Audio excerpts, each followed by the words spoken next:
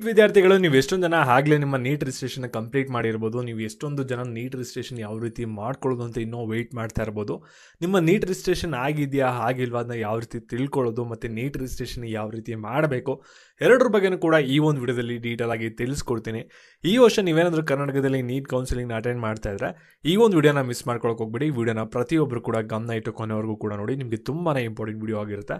ಅದಕ್ಕಿಂತ ಮುಂಚೆ ಯಾರು ಚಾನಲ್ ಸಬ್ಸ್ಕ್ರೈಬ್ ಮಾಡ್ಕೊಂಡ್ರೆ ಪ್ರತಿಯೊಬ್ಬರು ಕೂಡ ಸಬ್ಸ್ಕ್ರೈಬ್ ಮಾಡ್ಕೊಳ್ಳಿ. ಹಾಗೆ ಪ್ರತಿಯೊಬ್ಬರು ಕೂಡ ವಿಡಿಯೋಗೊಂದು ಲೈಕ್ ಕೊಟ್ಬಿಟ್ಟು ವಿಡಿಯೋಕ್ಕೆ ಸ್ಟಾರ್ಟ್ ಮಾಡಿ. ನಾವು ಡೈರೆಕ್ಟ್ ಆಗಿ ವಿಡಿಯೋಗೆ ಬರೋಣ. ಅದಕ್ಕಿಂತ ಮುಂಚೆ ಒಂದು ಇಂಪಾರ್ಟೆಂಟ್ ವಿಷಯ, ನಿಮ್ಮ ನೀಟ್ ಸ್ಕೋರ್ ಏನಾದರೂ ಬಿಲೋ 300 ಬಂದಿದೆ ಅಂದರೆ ನಿಮ್ಗೆ ಆಗಲೇ ಗೊತ್ತಾಗ್ಬಿಟ್ಟಿದೆ ನಿಮಗೆ ಯಾವುದೇ ಥರದ ಒಂದು ಗೌರ್ಮೆಂಟ್ ಸೀಟ್ ಸಿಗಲ್ಲ MBBS ಅಂತ. ನೀವು ಎಲ್ಲರೂ ಕೂಡ ಲಾಂಗ್ ಟರ್ಮ್ಗೆ ಆಗಲೇ ಪ್ಲಾನ್ ಮಾಡ್ತಾ ಇರಾ.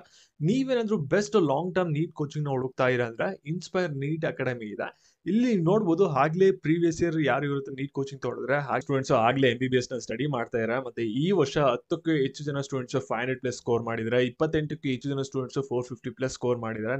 52ಕ್ಕೆ ಹೆಚ್ಚು ಜನ ಸ್ಟೂಡೆಂಟ್ಸ್ 400+ ನ ಸ್ಕೋರ್ ಮಾಡಿದ್ದಾರೆ. ನೀವೇನಾದ್ರೂ best long term NEET coaching ನೋಡ್ತಾ ಇಲ್ಲ ಅಂದ್ರೆ ಇನ್ಸ್ಪೈರ್ ನೀಟ್ ಅಕಾಡೆಮಿನ ಒಂದ್ಸಲಿ ಟ್ರೈ ಮಾಡಬಹುದಾಗಿರುತ್ತೆ. ಹಾಸ್ಟೆಲ್ ಫೆಸಿಲಿಟೀಸ್ ಎಲ್ಲ ಕೂಡ ಇನ್ಕ್ಲೂಡ್ ಆಗಿರುತ್ತೆ.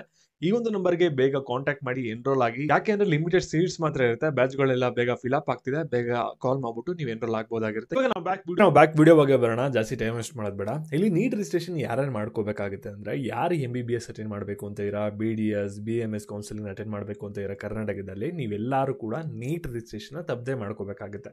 ಏನಾದರೂ ನೀವು ನೀಟ್ ರಿಜಿಸ್ಟ್ರೇಷನ್ ಮಾಡ್ಕೊಂಡಿಲ್ಲ ಅಂದ್ರೆ ಏನಾಗುತ್ತೆ ಅಂದ್ರೆ ನೀವು ಆಪ್ಷನ್ ಎಂಟ್ರಿ ಮಾಡೋಕ್ಕಾಗಲ್ಲ, ಕೌನ್ಸಿಲಿಂಗ್ ಅಟೆಂಡ್ ಮಾಡೋಕ್ಕಾಗಲ್ಲ. ಅದಕ್ಕೋಸ್ಕರ ನೀವೇನಾದರೂ ನೀಟ್ ಕೌನ್ಸಿಲಿಂಗ್ ಅಟೆಂಡ್ ಮಾಡಬೇಕಂದ್ರೆ ನೀವು ಪ್ರತಿಯೊಬ್ಬರು ಕೂಡ ಇವಾಗ ನೀಟ್ ರಿಜಿಸ್ಟ್ರೇಷನ್ ಮಾಡ್ಕೊಳ್ಳಿ. ಇವಾಗ ನೀವೇನಾದರೂ ಆಗಲೇ ಕೀ ಅಪ್ಲಿಕೇಶನ್ ಫಿಲ್ ಅಪ್ ಮಾಡಿದ್ದೀರಾ, ಜಸ್ಟ್ ನೀವು ನೀಟ್ ರೋಲ್ ನಂಬರ್ನ ಎಂಟರ್ ಮಾಡಬೇಕಾಗುತ್ತೆ. ಕೀ ಅಪ್ಲಿಕೇಶನ್ ಫಿಲ್ ಅಪ್ ಮಾಡಿಲ್ವಾ, ನೀವು ಫ್ರೆಶ್ ಆಗಿ ಅಪ್ಲಿಕೇಶನ್ನ ಹಾಕಬೇಕಾಗುತ್ತೆ.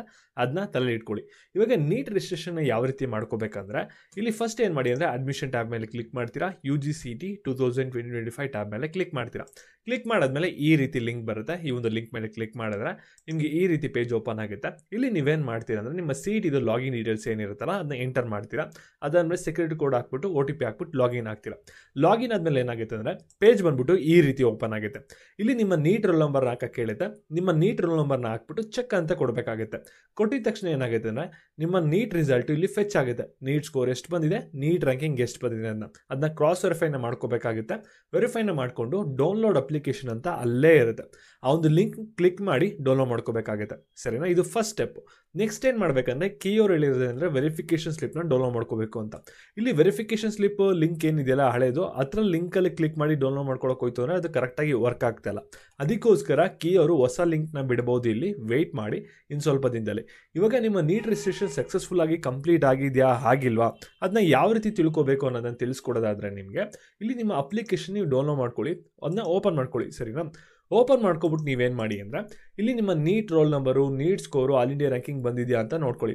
ಈ ರೀತಿ ಏನಾದರೂ ಕರೆಕ್ಟಾಗಿ ಎಲ್ಲ ಡೀಟೇಲ್ಸು ಕೂಡ ಬಂದಿದೆ ನಿಮ್ಮ ನೀಟ್ ರಿಲೇಟೆಡು ಅಂದರೆ ನಿಮ್ಮ ಕೀ ಅಪ್ಲಿಕೇಶನಲ್ಲಿ ನಿಮ್ಮ ನೀಟ್ ರಿಜಿಸ್ಟ್ರೇಷನ್ ಕಂಪ್ಲೀಟ್ ಆಗಿದೆ ಅಂತ ಅರ್ಥ.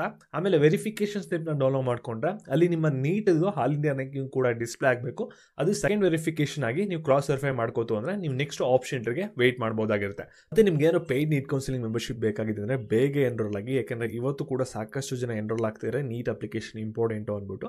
ಯಾಕೆಂದರೆ ಲಾಸ್ಟ್ ಫ್ಯೂ ಸೀಟ್ಸ್ ಮಾತ್ರ ಅವೈಲಬಿಲಿಟಿ ಇದೆ. ಈ ಒಂದು ನಂಬರ್ಗೆ ವಾಟ್ಸಪ್ ಮಾಡಿದ್ರೆ ನಿಮಗೆ ಹೆಚ್ಚಿನ ಮಾಹಿತಿ ಸಿಗುತ್ತೆ ಮೆಂಬರ್ಶಿಪ್ ರಿಲೇಟೆಡ್. ಮತ್ತೆ ಈ ಒಂದು ವಿಡಿಯೋ ಯಾರಿಗೆ ಸಹಾಯ ಆಗುತ್ತೆ ಅವ್ರಿಗೆಲ್ಲರಿಗೂ ಕೂಡ ಶೇರ್ ಮಾಡಿ. ವಿಡಿಯೋ ಇಷ್ಟ ಆದರೆ ಲೈಕ್ ಮಾಡಿ. Thank you.